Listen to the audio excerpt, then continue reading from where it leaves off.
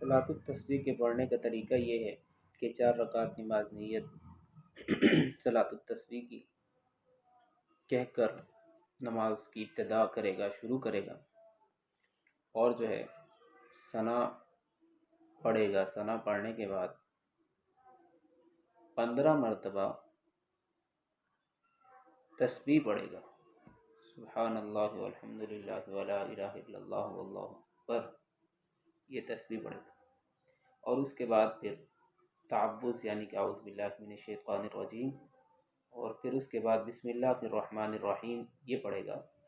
اس کے پڑھ لینے کے بعد سورۃ الفاتحہ پڑھے۔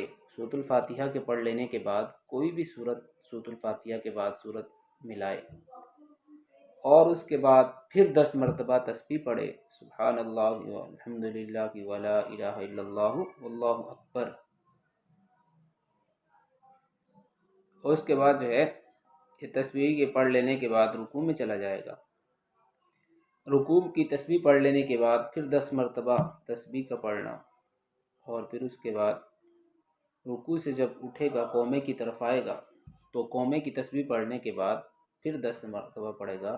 پھر اسی طرح قومے کے بعد سجدے میں جا کر سجدے کی تسبیح پڑھ لینے کے بعد 10 مرتبہ کی پڑھے گا۔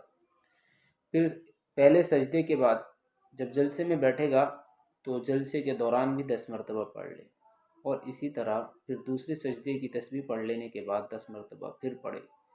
یہ ٹوٹل میزان 75 کا ہوا، چونکہ ایک رکعت میں 75 کا مرتبہ کا پڑھنا ہے اور چاروں رکعتوں میں 300 مرتبہ کا پڑھنا ہے، تو اس لیے چاہیے تو یہ تھا کہ ہر روز پڑھ لی جائے، لیکن اگر اتنی طاقت نہیں رکھتا کوئی انسان کہ وہ ہر روز پڑھے تو ہفتے میں ایک مرتبہ، اگرچہ ہفتے میں نہیں پڑھ سکتا تو سال میں ہی ایک مرتبہ پڑھ لے۔